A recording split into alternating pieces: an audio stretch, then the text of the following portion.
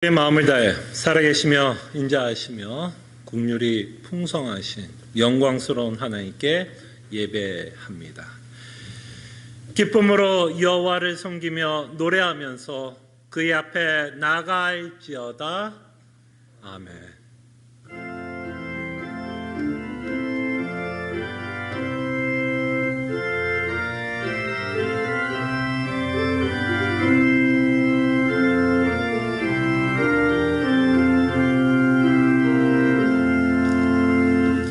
우리에게 믿음을 주시사 하나님의 은혜로 말미암아 은혜의 보좌에 담대히 나오게 하심에 감사드립니다.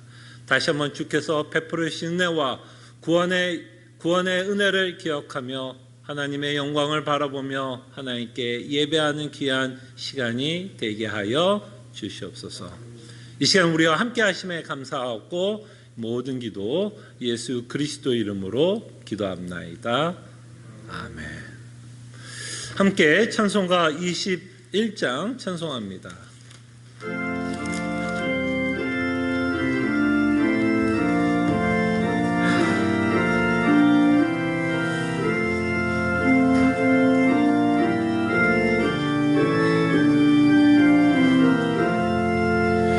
다 찬양하여라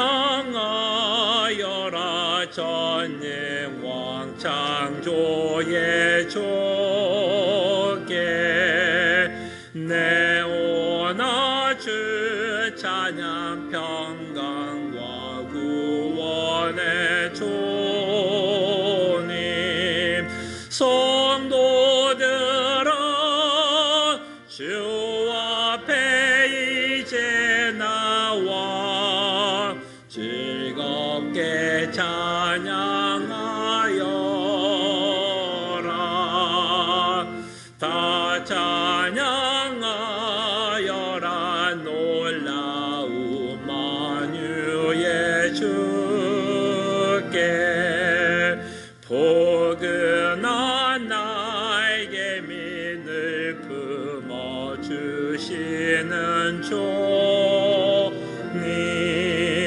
성도들아 주님의 뜻 안에서 내 소원 다 이루리라. 다 찬양하여라. 온 몸과 마음을 바쳐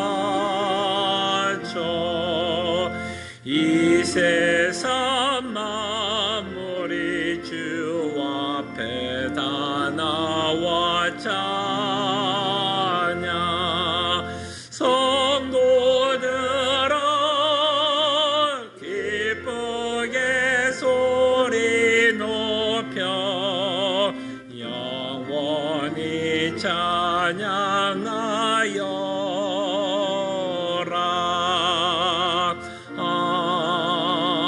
아멘. 하나님의 말씀 제가 한 구절 봉독해 드리고요. 말씀을 기억하며 한 주의 삶을 회개하며 주의 은혜를 구하는 시간 갖습니다. 하나님의 말씀이 이러합니다. 주의 날이 도둑같이 오리니 그날에는 하늘이 큰 소리로 떠나가고 물질이 뜨거운 불에 풀어지고 땅과 그 중에 있는 모든 일이 드러나리로다. 이 모든 것이 이렇게 풀어지리니 너희가 어떠한 사람이 되어야 마땅하냐. 거룩한 행실과 경건함으로 살아야 마땅하도다. 아멘. 말씀을 기억하며 회개의 은혜를 구하는 시간 갖습니다.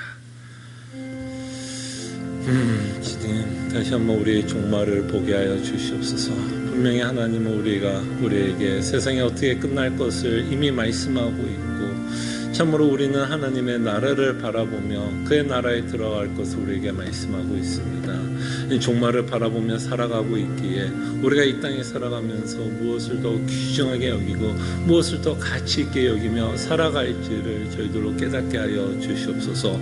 정말 어떤 삶을 마땅히 살아야 할지를 저희들로 고민하게 하여 주시고 말씀을 통해서 깨닫게 하여 주시소. 거룩한 행실과 경건함으로 살아갈 수 있도록 주님 은혜를 베풀어 주시옵소서. 주님 감사합니다. 다시 한번 우리에게 믿음을 주시사 세상이 어떻게 끝날 것을 우리로 하여금 깨닫게 하고 믿게 해주심에 감사드립니다. 세상이 어떻게 풀어질 것을 우리가 이미 알기 때문에 우리가 이 땅에 살아가면서 어떻게 살아야 할지를 저희들로 말씀을 통해 고민하며 주께서 원하는 삶을 살아가게 하여 주시옵소서. 세상이 어떻게 풀어질 것을 우리가 알기 때문에 무엇을 더 중요하게 생각하고 무엇을 더 가치 있게 여기며 살아가야 할지 주님 깨닫게 하여 주실 때에 참으로 하나님께서 원하시는 거룩한 행실과 경건함으로 살아가는 것이 마땅하다라는 것을 믿고 순종하며 살아가는 주의 백성 되게 하여 주시옵소서. 감사하고 살아계신 예수 그리스도의 이름으로 기도합나이다. 아멘. 함께 일어나셔서 찬송가 342장 찬송합니다.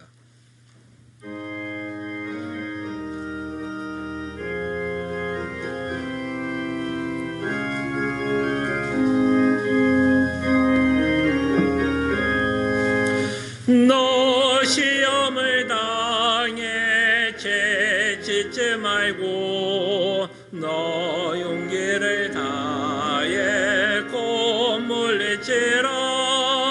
너 시험을 이겨 새 힘을 얻고 주 예수를 믿어 늘 승리하라. 우리 구주의 힘과 그의 위로를 빌라. 주님 내 편에 서서 항상 도우시리.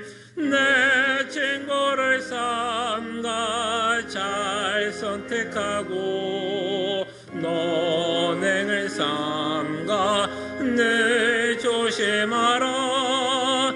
너 열심을 다해 늘 충성하고 온 정성을 다해 주 봉사하라. 우리 구주의 힘과 그의 위로를 빌라. 주님 내 편에 서서 항상 도우시리. 저에게는 자는 상 받으리니 너 낙심치 말고 늘 전진하라. 내 구세주 예수 힘 주시리니 주 예수를 믿어 늘 승리하라. 우리 구주의 힘과 그의 위로를 빌라. 주님 내 편에 서서 항상 도우시리. 아멘. 함께 시편 136편 교독합니다. 여호와께 감사하라. 그는 선하시며 그 인자하심이 영원함이로다.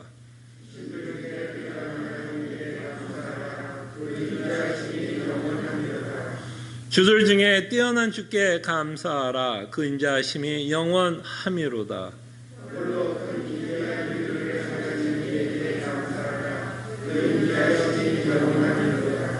지혜로 하늘을 지으신 이에게 감사하라. 그 인자하심이 영원함이로다.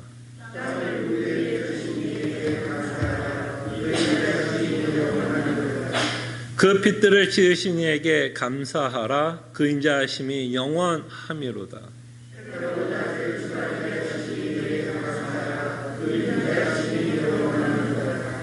달과 별들로 발을 주관하게 하신 이에게 감사하라. 그 인자하심이 영원함이로다. 아멘. 우리 신앙을 함께 고백합니다. 전능하사 천지를 만드신 하나님 아버지를 내가 믿사오며 그 외아들 우리 주 예수 그리스도를 믿사오니 이는 성령으로 잉태하사 동정조 마리아에게 나시고 너희에게 고난을 받으사 십자가에 못 박혀 죽으시고 장사한 지 사흘 만에 죽은 자 가운데서 다시 살아나시며 하늘에 오르사 전능하신 하나님 우편에 앉아 계시다가 저희로서 산 자와 죽은 자를 심판하러 오시리라. 성령을 믿사오며 거룩한 공예와 성도가 서로 교통하는 것과 죄를 사하여 주신 것과 몸이 다시 사는 것과 영원히 사는 것을 믿사옵나이다. 아멘. 자리에 앉으시겠습니다. 함께 찬송가 415장 찬송합니다.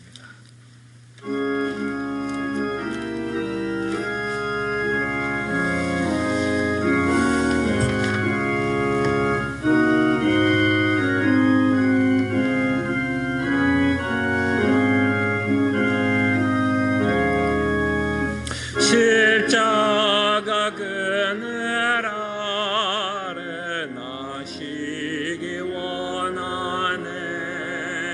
저 햇볕이 뜨겁고 또 짐이 무거워. 이 광야 같은 세상에 내 방황할 때에 주 십자가의 그늘에 내 싣고 찾았네. 내 눈을 밝게 떠서 저 십자가 볼 때 날 위해 고난 당하신 주 예수 보인다. 그 영상 볼 때 내 맘에 큰 찔림 받아서 그 사랑 감당 못하여 눈물만 흘리네. 십자가 그늘 아서 나 길이 살겠네. 나 사모하는 왕치는 주 얼굴뿐이라. 이 세상 나를 버려도 나 두려움 없네. 내 한량 없는 영광은 십자가 뿐이라.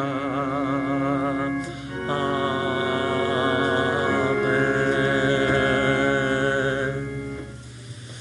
함께 기도합니다.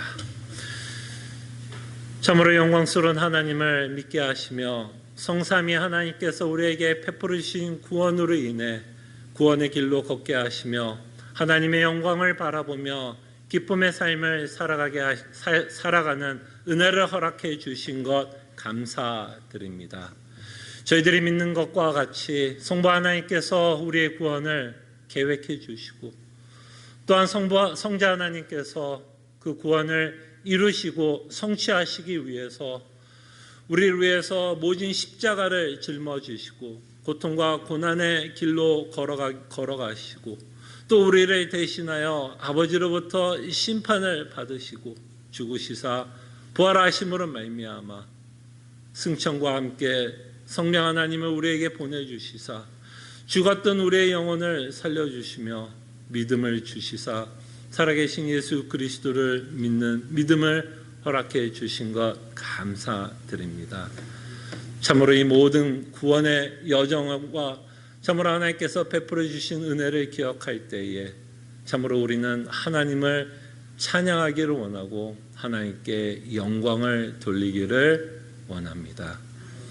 그러나 우리가 이 땅에 살아가면서 여전히 우리 안에 죄성이 남아 있어 하나님의 영광을 바라보면서도 즐겁고 위로를 받지만 여전히 우리가 섬기는 우상을 통해서도 위로를 받고 기뻐하고 있는 우리의 모습을 보게 됩니다.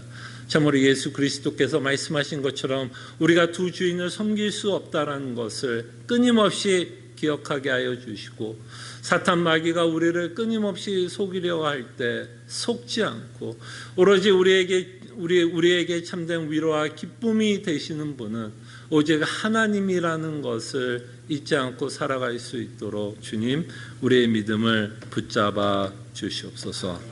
무엇보다도 하나님의 계획을 저희들이 믿고 살아가게 하여 주시옵소서. 참으로 하나님이 이 세상을 왜 창조했으며 다시 한번 우리 하나님께서 왜 우리를 구원했는지 그 창조의 계획과 구원의 계획을 기억하게 하여 주시사 우리의 종말을 바라보게 하여 주시옵소서.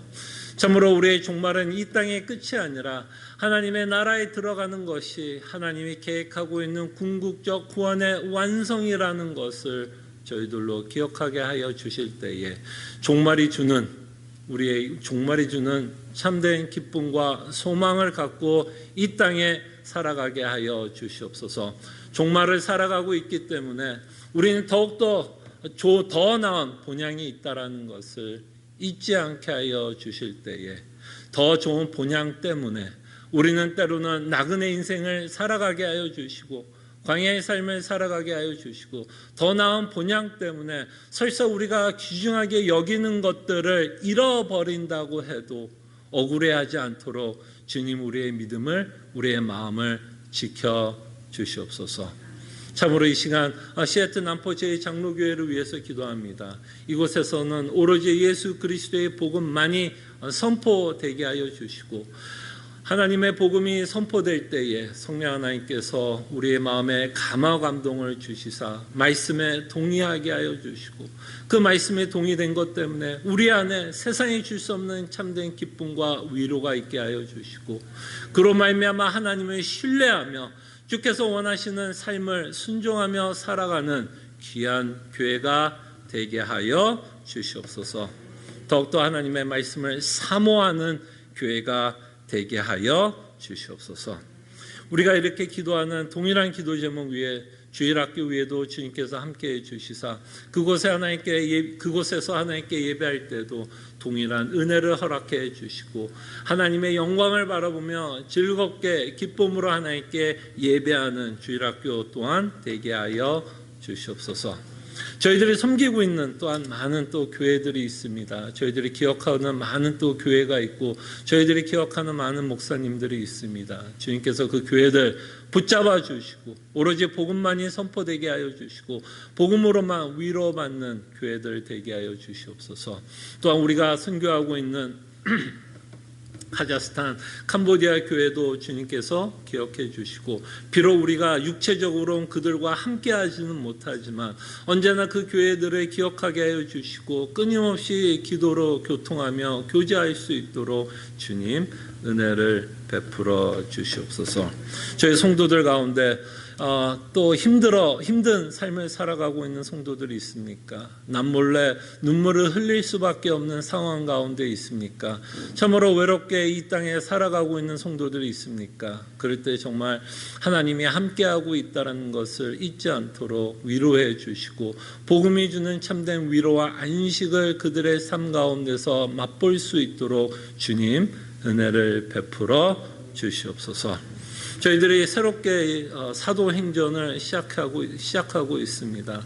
주님 정말 성령 하나님께서 말씀을 이 세상에 어떻게 적용해 가고 있는지 정말 성령 하나님께서 사도들을 또한 인간들을 어떻게 사용하셔서 하나님의 나라를 확장케 하고 있는 그 역사의 현장을 보면서 다시 한번 하나님의 은혜를 맛보게 하여 주시고 그 역사의 현장을 보면서 우리의 모습도 바라보고 점검하며 주님이 원하는 신앙인으로 믿음의 삶을 살아갈 수 있도록 사도행전을 통해서 많은 깨달음과 저희들이 순종할 수 있도록 은혜를 베풀어 주시옵소서. 주님이 다시 한번 우리를 불러주시고 하나님께 예배하게 하심에 감사하옵고 이 모든 기도 예수님 이름으로 기도합나이다. 아멘.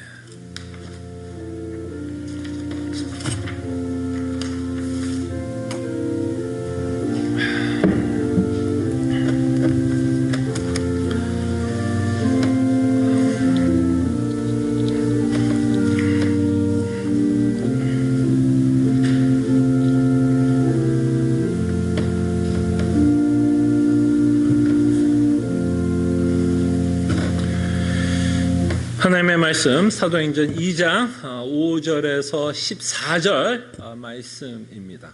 사도행전 2장 5절에서 14절입니다.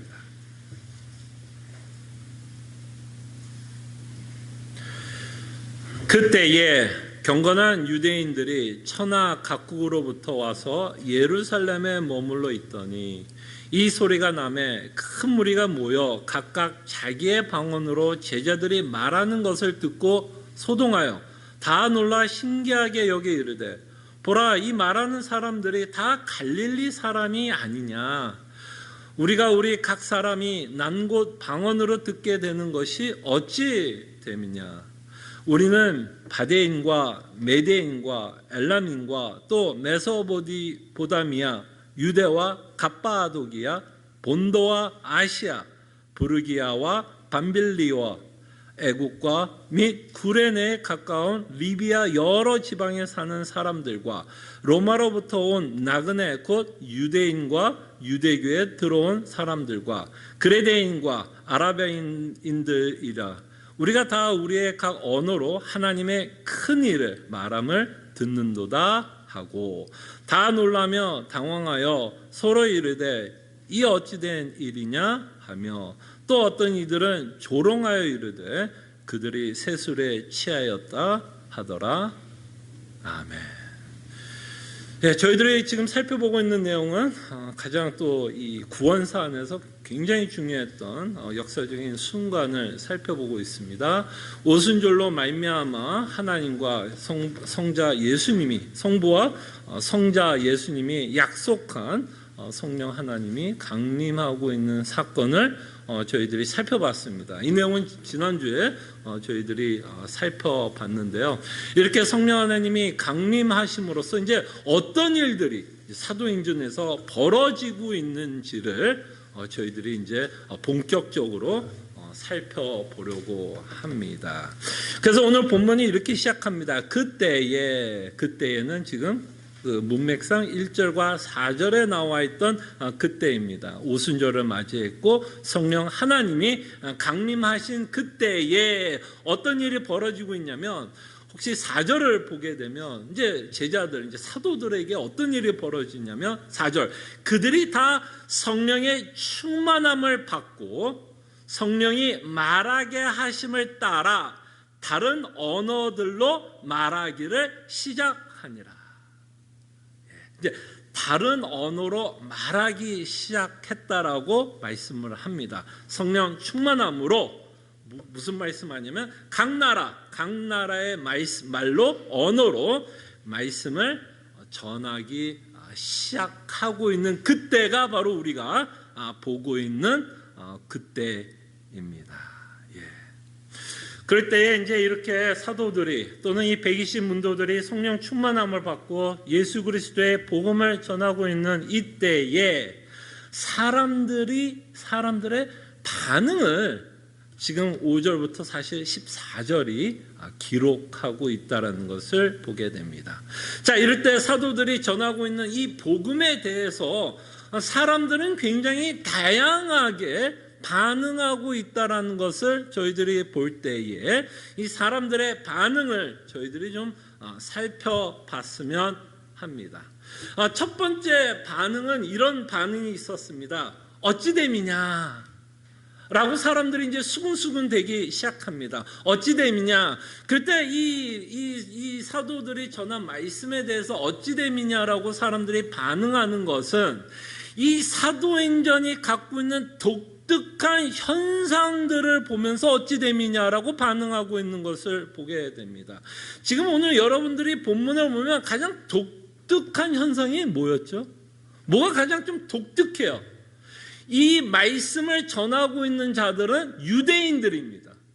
그러니까 사실 이들이 할 수 있는 말의 언어는 어느 나라 말일까요? 히브리어였어요. 유대인들의 말이었습니다. 자기네 모국어밖에는 하지 못했겠죠.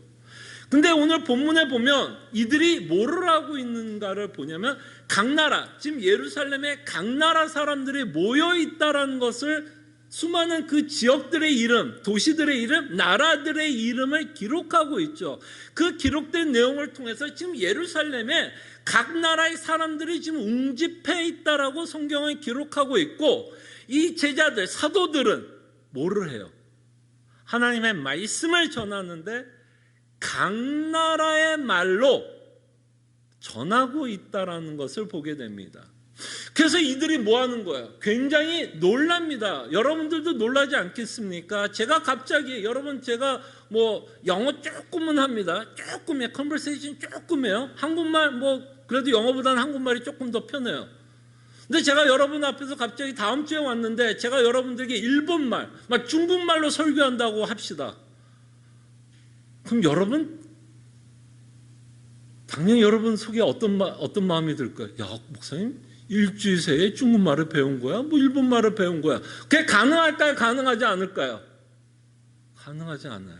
근데도 어쨌든 제가 중국말과 일본말을 한다면 여러분 속에서 어떤 마음이 들까요? 이게 어찌 된 일이냐? 라는 당연히 의문과 질문이 생기게 됩니다. 그래서 각 나라 사람들이, 이 사도들이 갈릴리 사람이라는 것도 알고 있었고, 그 갈릴리 사람들이 자기의 언어로 말하고 있다는 것이 굉장히 어떻게 느껴졌을까요? 굉장히 놀랍고 신기하게 느껴졌을 것입니다. 자, 제가 이 말을 하는 이유는 이겁니다. 자, 사도행전에 보면 굉장히 독특한 현상들을 보게 될 겁니다. 자, 오늘 보고 있는 이런 이 사도들이 각각의 나라들의 언어를 쓰고 있는 건 이 사도행전에 나타난 독특한 현상입니다. 왜냐하면 하나님이 또는 예수님이 너희들이 성령이 임하시면 권능을 받아 땅끝까지 이르러 내 증인이 된다라고 이야기한다면 이들이 어떤 권능을 갖고 있어야 말씀을 전하게 될까요, 여러분? 갈릴리 사람들이 미국에 와서 복음을 전한다면 이 갈릴리 사람들이 어느 나라 말을 해야 복음을 전할 수 있을까요? 당연히 영어를 할 수 있어야 전하게 되지 않겠습니까? 그럴 때 하나님께서는 이들에게 어떤 권능을 줬을까요? 특별히 각 나라에 여기서 쓰고 있는 언어를 뭐라고 표현해요? 방언이다라고 표현을 하면서 각 나라의 언어를 사용하게끔 하나님이 능력을 주셨습니다. 그런 의미에서 이 사도행전에 나오고 있는 이 현상은 뭐라고 말할 수 있을까요? 독특한 현상이다라고 저는 말씀을 드리고 있습니다. 제가 왜 이 독특한 현상을 여러분들에게 강조하냐면, 만약에 이것이 독특한 현상이라면 이것이 우리가 살고 있는 지금 2021년에 적용이 될 수 있는 내용일까요? 아닐까요? 독특한 현상이면 우리에게 직접적으로 적용이 되는 내용이 아니겠죠. 그래서 지금 선교 나갈 때 타이를 간다, 베트남 간다, 어느 나라 가면 성령이 임하실 것을 기다리나요? 성령이 임하실 것 당연히 성령의 능력으로 나가겠지만 정말 이렇게 사도행전처럼 이런 것을 기대하면서 기도하면서 나갑니까? 아니면 그 나라의 언어를 습득하고 배우고 선교를 떠납니까? 당연히 그 나라의 언어를 배우고 떠납니다. 제가 이 말씀을 하는 이유는 이겁니다. 저희들이 이제 사도행전을 보면서 해석을 하는데 굉장히 중요한 부분이 뭐냐면, 이 사도행전에 나타난 이 현상들이 독특한 현상인지 아니면 이 현상들이 일반적인 현상인지를 잘 구분해야 됩니다. 독특한 현상이라면 우리에게 지금 1대1로 적용이 안 되는 거예요. 그거를 억지로 적용했다가는 큰일 납니다. 선교를 떠나야 되는데 그 나라 언어를 배우지 않고 그냥 이렇게 성령 하나님이 임하시면 권능을 받아서 내가 다른 나라 말로 할 수 있겠지라고 준비할 수는 없다는 얘기입니다. 그래서 사도행전을 해석하는 데 있어서 가장 중요한 원리는 저희들이 본문을 보면서 어떤 내용이 독특한 현상이고 어떤 내용이 지금 우리가 살고 있는 이 신약 시대 2021년에 살고 있는 우리 시대에 적용이 될 수 있는지를 잘 분별하면서 저희들이 사도행전을 살펴봐야 우리가 드는 오해를 줄일 수 있게 됩니다. 그래서 아마 이거는 제가 해야 되는 일 가운데 하나겠죠. 어떤 것이 독특해서 사도행전의 시대, 이 시대에만 일어난 현상들인지, 아니면 이 일어난 현상들이 지금도 우리에게 적용되어야 하는지에 대한 부분은 여러분들에게 말씀드리기보다는 사실은 제 숙제라고도 말씀드릴 수 있겠죠.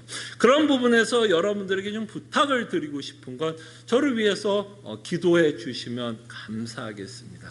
그런 부분들을 잘 분별해서 이 독특한 현상이기 때문에 이 독특한 현상 가운데서 우리가 무엇을 배워야 되고, 또는 이런 현상들이 지금에도 우리에게 적용이 되기 때문에 어떤 일반적인 원리들을 찾아 정말 우리가 살고 있는 이 시대에 그 말씀을 적용할 수 있도록 정말 하나님께서 지혜를 저에게 줄 수 있도록 여러분 기억해 주시고 기도해 주시면 감사하겠습니다.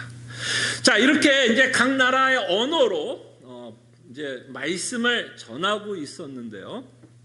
이 사도들이 전한 말씀에 대한 내용이 아주 간략하게 기록되어 있기는 합니다. 여러분들이 11절에 보면 이들이 각 나라 언어로, 각 나라 말로 어떤 말을 하고 있었냐 하면, 자 11절에 보면 그레데인과 아라비아인들이라 우리가 다 우리의 각 언어로, 참 신기한 일이죠. 각 언어로 하나님의 큰 일을 말함을 듣는도다. 그러니까 이 제자들 또는 이 사도들이 각 나라의 언어로 전했던 내용은 무엇이라고 기록하냐면 하나님의 큰 일을 전했다고 말씀합니다. 그게 내용이라는 거죠. 내용. 그때 여러분 오해하지 마십시오. 여기서 말하는 하나님의 큰 일은 방언이 아니에요. 그죠? 지금 방언이 아닙니다. 각 나라 말로 하는 자신들도 신기했을까요? 신기하지 않았을까요? 제가 베드로였다면 저도 되게 신기했을 것 같아요. 어떻게 내가 이렇게 다른 나라 말로, 내가 생전 사용해보지도 않았던 다른 나라 말로 지금 하나님의 말씀을 전할까 해서 본인도 아마 신기할지 모르겠으나, 지금 이들이 중점을 두는 건 내가 어떤 능력을 갖고 다른 나라 말로 하는 이 신기한 이런 기적적인 현상에 초점을 맞추는 게 아니라, 이들이 끊임없이 초점을 맞추는 것은 하나님의 큰 일이었다라는 것을 저희들이 보게 됩니다. 자, 그럴 때 하나님의 큰 일은 무엇일까요? 여러분, 하나님의 큰 일. 여러분 머릿속에 딱 떠오르는 생각들은 뭐예요? 지금 사도들이 하나님의 큰 일을 전했다라고 말씀을 하고 있다면 그 하나님의 큰 일은 뭘까요? 쉽게 얘기하면 복음입니다. 복음을 전했어요. 근데 그 하나님의 큰 일에 대해서 이미 우리는 1장을 통해서 살펴봤습니다. 그 복음의 내용을 1장 3절을 통해서 이미 누가는 사도행전 시작하면서 서론과 같이 하나님의 큰 일을 기록하고 있는 것을 보게 됩니다. 3절입니다. 3절에 보면 복음이 요약되고 있죠. 자, 그가 고난받으신 후에, 고난받으시네. 여기서 말하는 그가 누굴까요? 예수님 아니에요. 예수님이 고난을 받으셨다. 야, 이것만큼 경이롭고 큰 일이 뭐가 있을까요, 여러분? 우리가 믿고 있는 예수님이 누구신가요, 여러분? 여러분과 제가 믿고 있는 예수님은 이 세상을 창조한 만왕입니다. 만왕. 그 만왕이신 예수님이 우리를 살리고자, 죄인들을 살리고자 우리를 대신하여 모욕과 치욕과 능력을 받고 우리를 대신하여 십자가에서 하나님 아버지로부터 심판을 받고 죽으십니다. 이것만큼 큰 일이 있을까요? 왕이 여러분 그 왕이 죄인을 위해서 죽으셨다라는 것만큼 대단한 일이 있을까요? 이것보다 더 큰 일이 있을까요? 이렇게 왕 되시는 예수 그리스도께서 하찮은 우리와 같은 죄인들을 위해서 죽으셨다라는 그 내용에는 정말 하나님의 큰 일이 그 안에 담겨져 있고요. 하나님의 크신 자비와 하나님의 크신 긍휼하심과 하나님의 크신 사랑이, 그가 고난을 당하셨다라는 내용 가운데 뭐 한 걸까요? 그냥 농축 그냥 엑기스처럼 녹아져 있다라는 것을 보시기를 바랍니다. 이것보다 더 큰 일은 없을 겁니다. 이것보다 더 큰 기적은 없을 거예요. 죄인을 위해서 왕이 죽으신 이 놀라운 사건, 이것이 우리가 믿고 있는 하나님의 큰 일입니다. 그리고 3절 계속 읽겠습니다. 그가 고난받으신 후에 또한 그들에게 확실한 많은 증거로 친히 뭐 하셨다고요? 살아 계심을 나타내서. 와, 이거보다 더 큰 일이 어디 있어요? 이거보다 하나님의 능력을 보여주는 사건이 어디 있겠습니까? 죽은 자를 살려내셨습니다. 이거보다 큰 일이 있을까? 이것보다 더 큰 기적이 어디 있어요? 제자들이, 사도들이 각 나라의 말을 하는 것보다 더 놀라운 기적은 뭘까요? 죽은 자를 살리신 이 사건만큼 더 큰 기적이 어디 있고, 이것보다 더 큰 일이 어디 있겠습니까? 그래서 이 3절을 통해서 우리는 아주 이 복음이 농축되어 있고 압축되어 있다는 걸 보게 됩니다. 살아계심을 나타나서 40일 동안 그들에게 보이시며 하나님 나라의 일을 말씀하시니라. 그래서 제자들이 하나님의 큰 일을 전했다라는 말에는 또 어떤 내용이 담겨져 있다는 걸 볼 수 있냐면 하나님의 나라에 관한, 그렇죠? 그리스도가 죽고 부활하심으로 그의 나라가 세워지고 있는 그 복음의 메시지를 지금 전하고 있는 그 일이 뭐예요? 하나님의 큰 일. 이거보다 하나님이 더 큰, 더 위대한 그저 사역은 성경에 기록되지 않는 것 같아요. 창조의 사건보다 더 영광스럽고 더 대단하며 더 큰 일은 바로 성자 하나님의 죽으심과 부활이 아닐까 생각해 봅니다. 자, 이렇게 하나님의 큰 일을 사도들이 전하기 시작하는데요, 또 여기서 재미나는 반응들을 보게 됩니다. 여러분, 예수 그리스도의 복음을 전하게 되면요, 두 가지 반응밖에 없어요. 사실은 두 가지 반응밖에 없어요. 두 가지 반응이 뭘까요? 그 복음을 믿든지 복음을 거부하든지. 사실 둘 중에 반응이 둘밖에 반응이 없다라는 것을 우리는 이미 알게 됩니다. 자, 그래서 여기에서 보면 두 가지 반응을 보게 됩니다. 하나님의 큰 일에 대해서 굉장히 놀라는 자들이 있습니다. 와, 이게 무슨 말이야? 와, 라고 놀라는 사람이 있는가 하면 또 어떤 자들이 있었죠? 이 하나님의 큰 일을 전하는 자들을 조롱하는 자들을 보게 됩니다. 그죠? 조롱하는 자들을 보게 됩니다.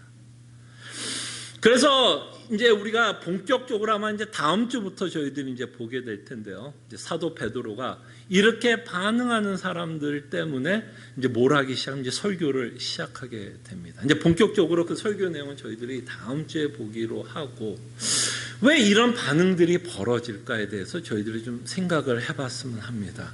예수 그리스도의 복음을 전하게 되면, 여러분들이 전도하게 되면 어떤 사람들은 그 복음을 믿는 자들이 있는가 하면 어떤 자들은 그 복음을 거부하는 것을 저희들이 보게 되는데, 그 일이 왜 일어나는지를 저희들이 좀 정리해보는 시간을 좀 가지려고 합니다.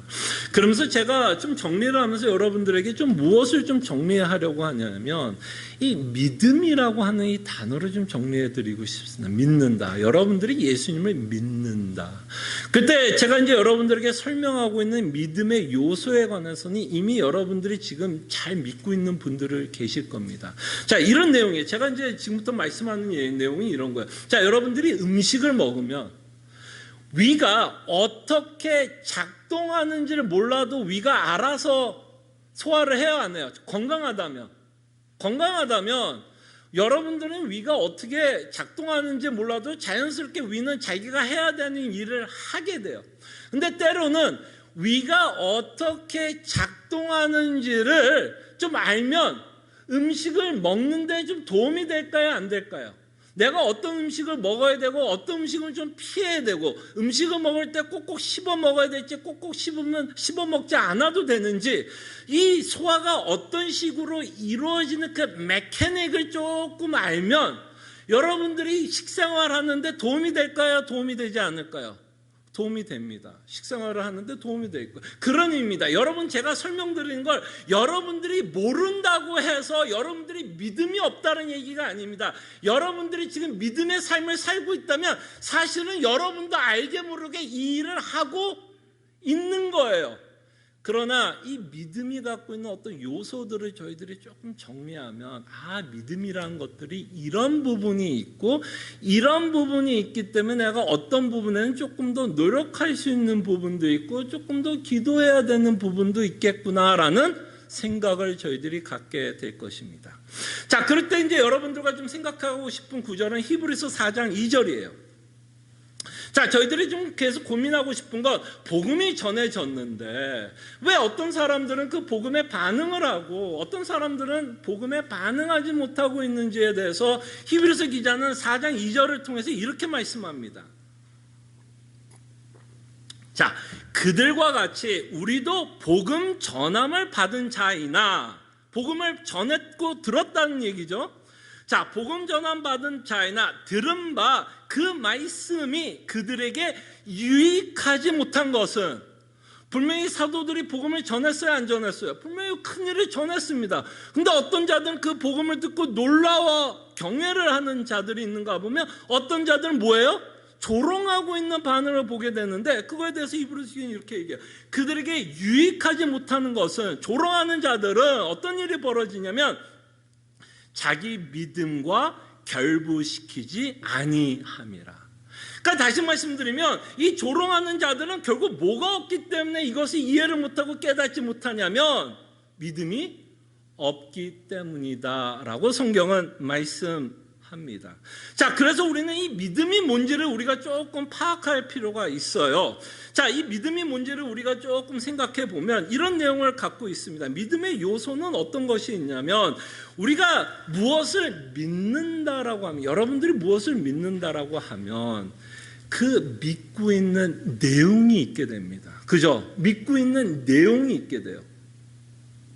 믿는 내용이 있죠. 아까 제가 여러분들에게 복음이 무엇이고 복음을 믿는다 그러면 여러분 믿고 있는 내용이 뭐예요? 예수 그리스도께서 나를 위해서 십자가에 죽으셨고 부활하셨다라는 내용을 여러분들은 뭐 하는 거예요? 믿는 겁니다. 자, 그럴 때에 이 믿는다라는 의미에는 어떤 내용을 갖고 있냐면 성경에 특별히 아까 사도행전 1장 3, 4절에 나왔던 그 복음의 내용에 대한 동의가 있다라는 거예요. 동의한다라는 얘기예요. 믿는다라는 의미에는. 그죠? 그리스도께서 나를 위해서 십자가에 죽으셨고 부활하셨다라는 거에 대한 그 지식적인 내용에 관한 여러분들이 믿는다라면 어떤 내용을 갖고 있냐면 동의한다라는 얘기예요. 동의가 되는 거예요. 자, 근데 이 동의가 되기 위해서는 반드시 어떤 일이 있어야 되냐면 거듭남과 성령 하나님의 조명하심 없이는 동의가 안 되는 거예요.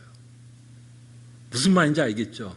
여러분들이 이 성경에서 복음, 특별히 복음에 관해서 여러분들이 동의하고 있다면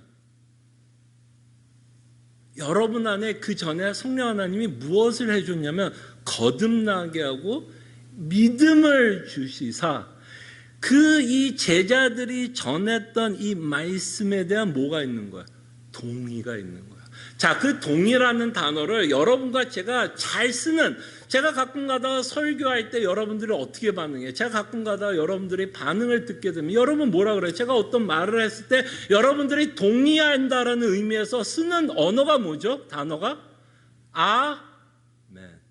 제가 말하는 그 말이 진실하다라는 것을 여러분들은 아멘으로 표현합니다. 그 여러분들이 아멘한다라고 했을 때 그 아멘이 갖고 있는 의미가 뭘까요?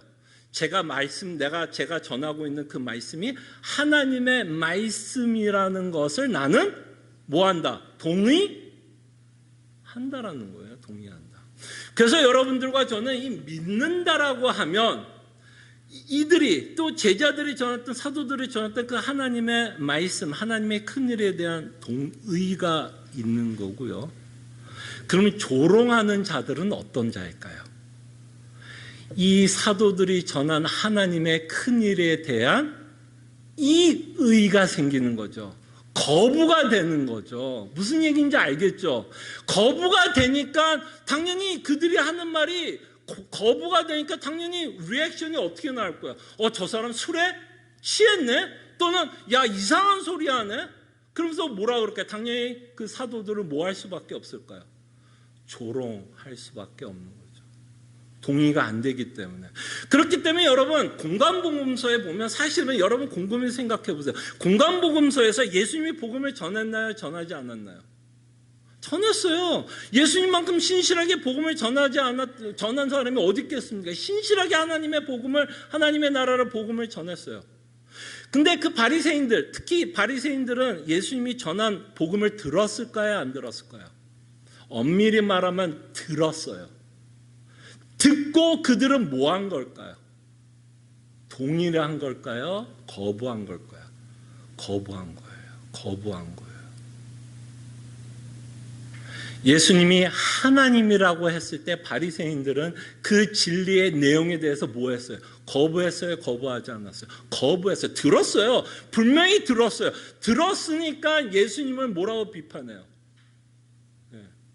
자기가 하나님이라는 것을 말씀하고 있는 것에 대해서 바리새인들은 굉장히 불편했고 예수님이 신성모독한다고 생각을 했고 그 신성모독한다라는 생각이 드니까 바리새인들은 어떻게 할까? 이제 예수님을 거부가 되니까 어디까지 나가요? 죽이려고 합니다. 예, 그 진리에 대한 거부가 하는 거예요. 그 거부와 동의는 반드시 성령 하나님의 역사하심이 필요합니다. 그 다음에 여러분 그 공관복음서에서 여러분 곰곰이 생각해 보세요. 또 이 바리새인들이 거부를 일으켰던 것 중에 하나는 물론 예수님이 신성모독한 거에 대한 자기들은 그렇게 생각한 거죠.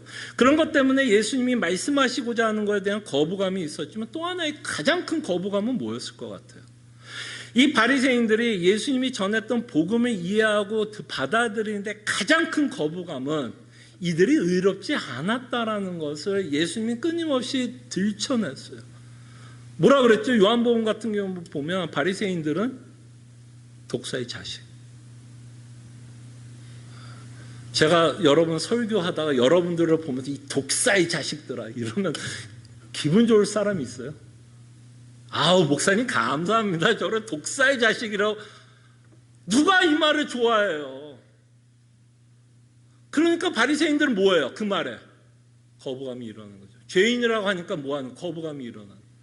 근데 성도는 똑같이 죄인이라고 선포하는 거에 어떻게 반응해요? 성령 하나님의 조명하심을 따라 내가 뭐라고 인정해요? 뭐라고 동의해요? 뭐라고 아멘해요? 내가 죄인이라는 걸 인정하고 동의하고 아멘하게 된다라는 거죠.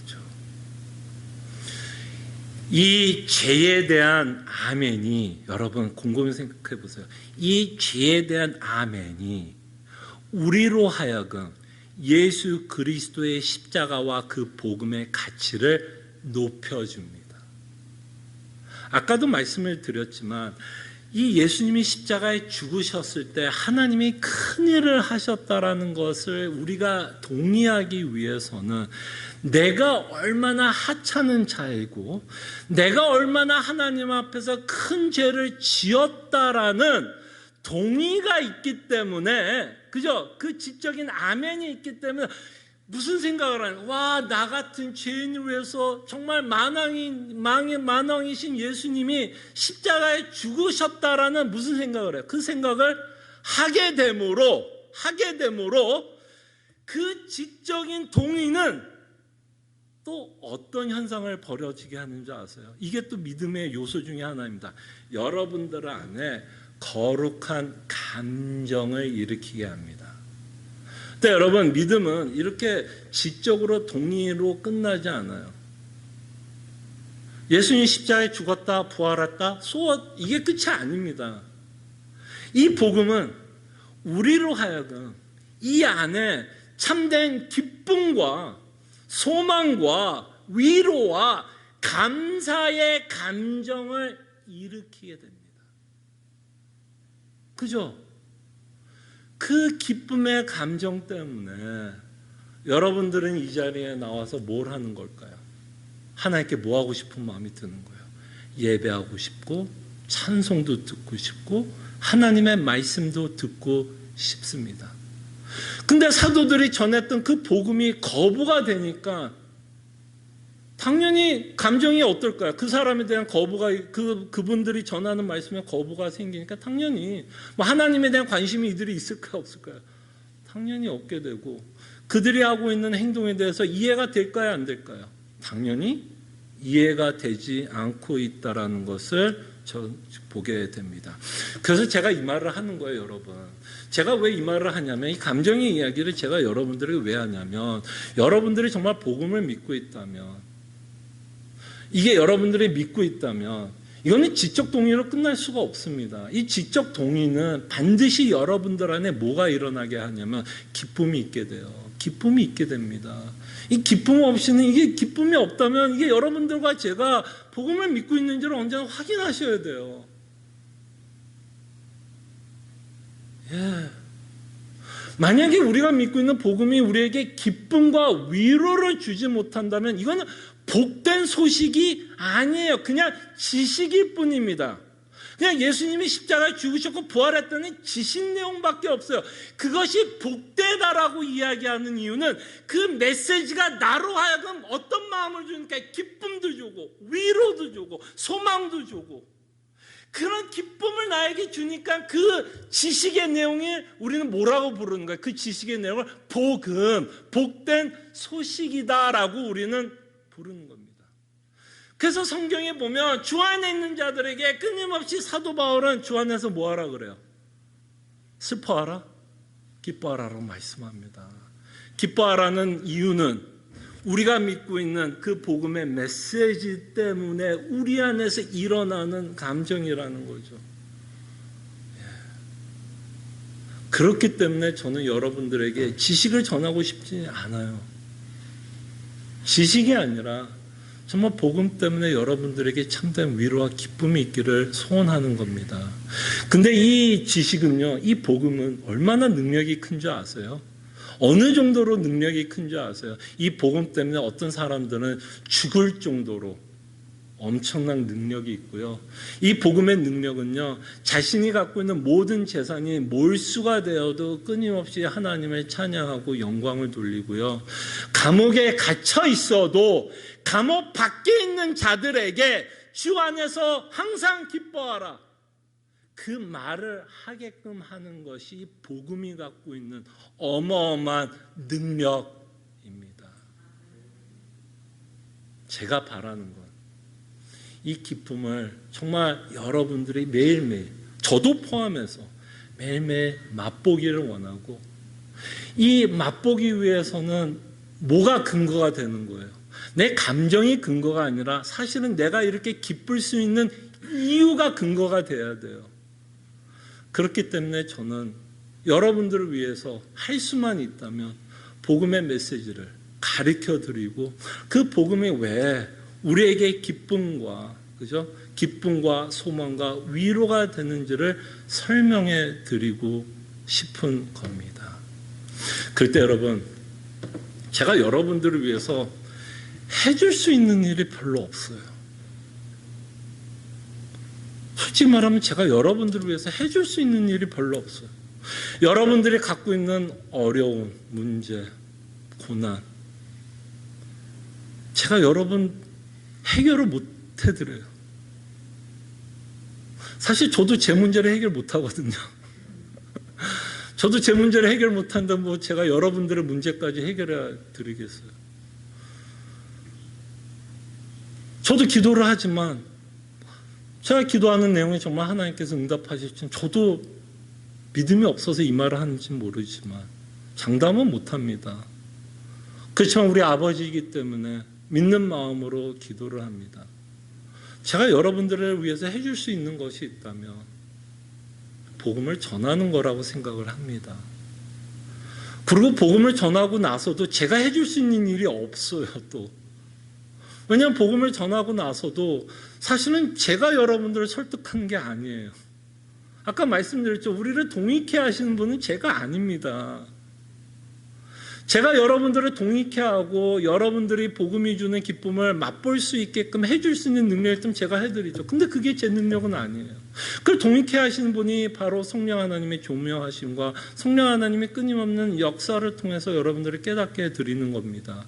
그렇기 때문에 제가 여러분들을 위해서 해줄 수 있는 것이 있다면 그저 성경에 기록된 이 복음을 신실하게 그나마 제가 갖고 있는 능력 가운데서 부족하겠지만 신실하게 전하고 바라기는 뭐예요? 저도 기도하는 마음으로 성령 하나님께서 이 말씀이 성경 안에 기록된 말씀이고 전해져야 된 신실한 말씀이라면 저도 할 수 있는 게 뭘까? 기도하면서 이 말씀이 정말 우리 가운데 새겨지고 일단 지적인 동의가 일어나고 그 지적인 동의와 함께 우리 안에 뭐가 일어날 수 있도록 기도합니까? 그 기쁨의 그 감정이 일어날 수 있도록 저도 뭐 하는 거예요? 기도하는 것이고 저도 제 자신을 위해서 기도합니다. 구원의 기쁨 놓치지 않고 끊임없이 복음 가운데서 주님이 주신 그 복음의 기쁨을 매일매일 맛보면서 살아갈 수 있도록 저도 제 자신을 위해서 뭐예요? 기도합니다. 예. 자, 그럴 때 여러분 이 복음은 이런 이 지식에 근거하고 또 우리의 감정의 기쁨으로 인해서 이제 어트멜러에게 어떤 게 생기냐면 이 하나님에 대한 신뢰가 생기는 거예요. 신뢰. 그 하나님을 여러분들은 이제 아버지라고 부르면서 살아가게 되고요. 그 아버지라고 부르면서 그와 인격적 교제를 나누게 합니다. 그 교제를 나누게 하고 하나님이 나와 함께하고 있으며 하나님이 나와 함께하시며 내 인생을 인도하시며 언제나 최상의 것으로 인도하시는 참으로 좋으신 하나님이다라고 우리는 뭐하게 될까요? 고백하면서 저희들은 신앙생활을 하게 됩니다. 저는 이것을 믿음의 요소라고 좀 말씀드리고 싶어요. 근데 여러분 아까 말씀드린 것처럼 소화 기능을 몰라도 여러분 알아서 소화하잖아요. 그런 것처럼 여러분들이 지금 믿음이 있다면 사실 이 일을 하고 있어요. 알게 모르게. 여러분들은 분명히 복음을 믿고 아멘하는 부분이 있고요. 그 아멘되고 있는 내용 때문에 여러분들 안에 기쁨이 있고요. 그 기쁨 때문에 하나님을 아바 아버지라 부르고 기도하고 그를 신뢰하면서 우리는 그를 믿고 살아갑니다. 근데 믿음은 여기에서만 끝나지는 않아요. 하나님을 신뢰하는 어떤 일이 벌어지냐면 그때부터는 여러분들이 누구를 위해서 살고자 하는 마음이 생기냐면 하나님을 위해서 살고자 하는 마음이 이 안에서 막 새로 생겨요. 왜? 그가 베풀어 주신 은혜 때문에 내 안에 감사함이 생기고 그를 향한 신뢰가 생기기 때문에 우리는 그에게 뭐하고 싶은 마음이 생기냐면 충성심이 생기는 거예요. 여러분들도 그렇지 않으세요? 누군가 여러분들에게 잘해주면 누군가 여러분들에게 참 은혜도 많이 베풀어주고 자비도 많이 베풀어주는 사람들에게는 뭐하고 싶어요? 그 상대에게도 굉장히 잘해주고 싶은 마음 들지 않아요? 잘해주고 싶은 그 똑같은 마음이야. 하나님께서 우리에게 베풀어 주신 그 마음 때문에 그 은혜 때문에 그 복음 때문에 이제는 내가 나를 위해서 살려고 하지 않고 예수님을 주라 시인하고 고백하며 주께서 원하는 삶을 살아가는 어떤 삶이 나오냐면 순종의 삶이 나타나게 됩니다. 그래서 성경에 보면 믿음을 설명하면서 반드시 뭐가 함께 있을 거라고 말하는지 알아요? 행함이 항상 따를 것이다 라고 성경을 말씀을 하는 겁니다. 그게 여러분들이 굉장히 잘 아는 야고보서 2장 17절이에요. 야고보서 2장 17절에 보면 이와 같이 행함이 없는 믿음은 그 자체가 죽었다라고 표현할 수밖에 없습니다. 정말 여러분들이 정말 이 복음이 아까 말했던 그 복음으로 인한 감사와 기쁨과 정말 하나님의 나라에 대한 소망과 정말 그를 예수 그리스도를 주라 고백하는 정말 이 안에서 그 신앙의 고백이 있다면 당연히 우리는 뭐하고자 하는 마음이 생길까요? 행함. 정말 주께서 원하는 삶을 살고자 하는 이 안에서 어떤 마음이 생길까? 그 거룩한 마음이 생길 수밖에 없고요. 복음은 여러분들의 생각과 여러분들의 행동을 뭐 할 수밖에 없을까요? 변화시킬 수밖에 없어요. 물론 온전하다라는 얘기는 아닙니다. 우리가 여전히 죄성을 갖고 있기 때문에 우리는 끊임없이 우리가 갖고 있는 믿음과 죄성이 뭐 할까요? 서로 대결하고 갈등을 합니다. 그래서 때로는 우리가 순종하지 못하는 부분도 있지만 적어도 우리가 복음을 믿고 있다면 그를 위한 삶을 살고자 합니다. 그리고 그를 위해서 살아가지 못하고 있는 나의 모습을 보았을 때 우리의 마음속에 애통함이 생기는 거예요. 그 애통함 때문에 다시 한번 하나님의 은혜를 구하게 되고 그 하나님께서 베풀으신 은혜 때문에 우리는 또 어떤 마음이 들까요? 다시 한번 해보자. 어제도 못했고 오늘도 못했지만 주께서 베풀으신 그 복음의 메시지 때문에 내 안에 어떤 마음이 생겨요? 그래, 다시 한번 해보자. 다시 한번 해보자. 이것이 바로 여러분들과 제가 믿음이 있다면 생겨지는 현상들입니다. 그럴 때 이렇게 거부가 일어나는 것은 아까 말했던 것처럼 좀 정리를 하자면 거부가 일어나는 이유는 성령 하나님의 어떤 조명하심이 없기 때문에 거부감이 있는 거고, 여러분들이 지금 예수 그리스도를 믿고 그 안에서 참된 기쁨과 순종하고자 하는 마음이 든다면 여러분들은 누가 함께하고 있어요? 성령의 하나님이 함께합니다. 하나님이 함께합니다. 하나님이 함께하고 있다는 것은 바로 이런 말씀에 대한 어떤 동의와 그 기쁨과 하나님을 순종하고자 하는 마음이 있을 때 저희들이 하나님이 우리와 함께하고 있는 증거라는 것을 저희들이 보게 됩니다. 그래서 제가 여러분들에게 믿음의 요소에 대해서 여러분들에게 설명을 하면서 우리는 우리 자신이 좀 점검해 볼 수 있는 시간도 된다고 봅니다. 과연 우리는 복음을 믿고 있다면, 동의하고 있다면 바른 가르침에 동의하고 있는가? 그죠? 바른 가르침에 동의하고 있는가?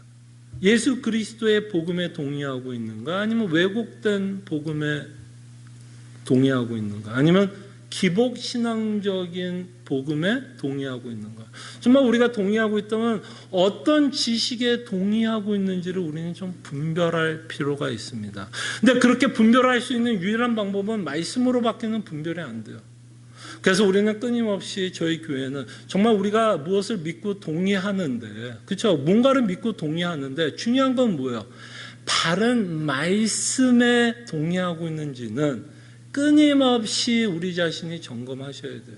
그렇기 때문에 저는 성경 공부를 굉장히 중요하게 생각을 합니다. 왜냐하면 믿음의 시작에는 뭐를 근거로 하기 때문에 지식의 근거를 합니다. 우리가 뭔가를 믿고 있는 내용에 근거를 해서 우리는 믿음의 삶을 살아가기 때문에 우리는 우리가 마땅히 믿어야 할 내용, 바르게 믿어야 할 내용에 대한 끊임없는 연구와 묵상이 필요합니다. 그것과 함께 우리가 바르게 믿고 있다면, 근데 바르게 믿는다고 언제나 기쁜 것만은 아니에요. 또 그죠? 바르게 믿는다고 언제나 기쁜 것만은 아닙니다. 바르게 믿고 있어도 고난이 있다면 기쁨이 좀 앗아갈 수도 있습니다. 그렇기 때문에 내가 바르게 믿고 있어도 정말 이 복음에 내가 지금 위로받고 있는지, 정말 위로받고 있는지, 내가 이 복음에 기쁨을 누리고 소망 가운데 감사함을 갖고 살아가는지 우리 자신이 끊임없이 뭐 해야 될까요? 점검할 필요가 있고, 내 안에 불평과 원망과 불신과 불만이 있다면 그것을 위해서 우리는 뭐 해야 될까요? 기도해야겠죠. 정말 구원이 주는 참된 기쁨을 누리면서 살아갈 수 있도록. 그 다음에 마지막으로 우리가 기도할 수 있는 건 정말 하나님을 신뢰하면서 살아가는지, 정말 이 하나님을 아버지라 믿고 신뢰하면서 우리가 믿고 살아가는지. 그럼 마지막으로 우리 자신을 끊임없이 점검해야 되는 것, 이 복음을 믿는 것 때문에 내 삶에 행함이 있는지, 주를 위한 충성과 주를 위한 순종하는 삶을 살아가고 있는지 믿는 성도는 끊임없이 뭐 해야 될까요? 우리 스스로를 말씀에 견주어서 점검하고 기도해야 할 줄로 믿습니다. 기도하죠. 제가 마지막에 말씀드렸던 것은 아마 우리가 그냥 기도 제목으로 받고 저희들 말씀을 기억하면서 하나님께 기도하는 시간을 갖겠습니다. 기도하죠.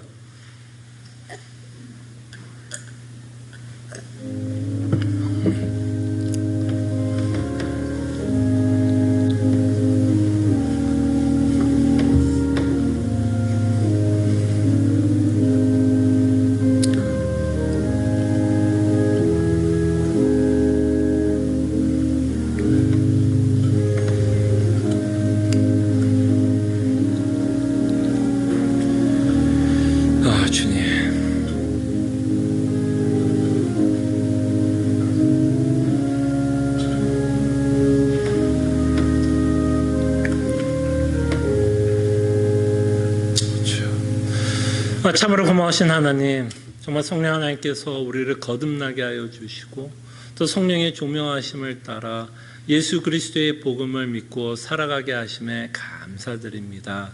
그런데 우리의 죄성이 때로는 우리가 갖고 있는 믿음을 오작동 시킬 때가 있습니다. 그 오작동 되는 그런 경험들을 우리가 이 땅에서 경험하면서 살아가기 때문에 우리가 더욱더 바른 말씀을 배울 수 있도록, 왜 우리의 믿음 안에 오작동이 일어나는지를 끊임없이 말씀을 통해서 점검하고 기도하면서 주님이 원하는 믿음의 삶을 살아갈 수 있도록 주님 은혜를 베풀어 주시옵소서. 감사하고 살아계신 예수 그리스도 이름으로 기도합나이다. 아멘. 함께 일어나셔서 찬송가 292장 찬송합니다.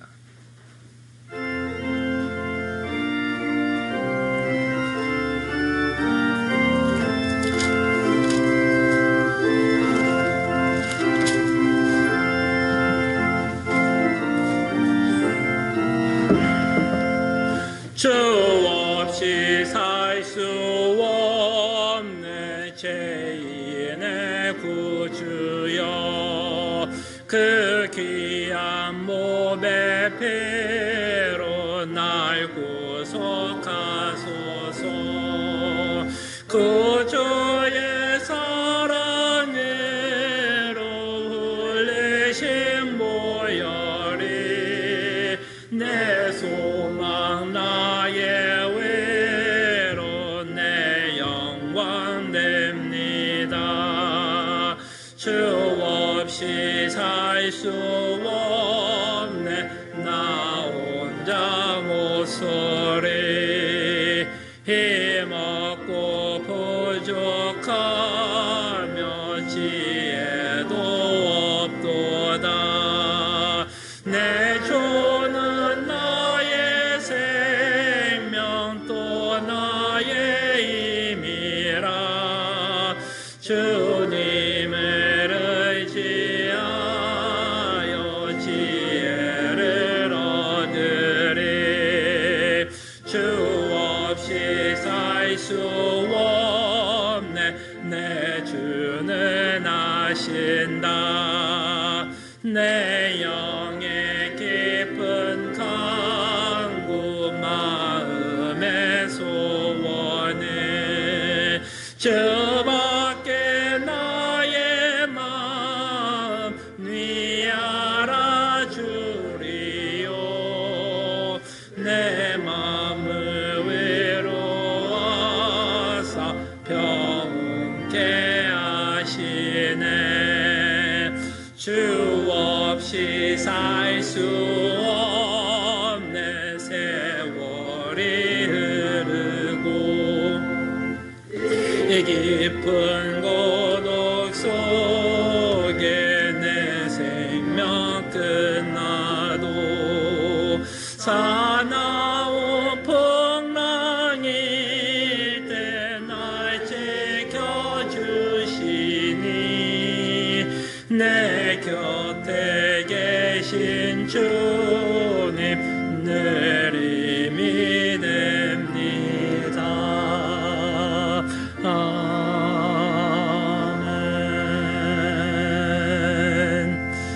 하나님의 백성들이여, 하나님이 주시는 축복의 말씀, 위로의 말씀 믿으시기를 바랍니다. 소망의 하나님이 모든 기쁨과 평강을 믿음 안에서 너에게 충만하게 하사 성령의 능력으로 소망이 넘치게 하시기를 원하노라. 아멘.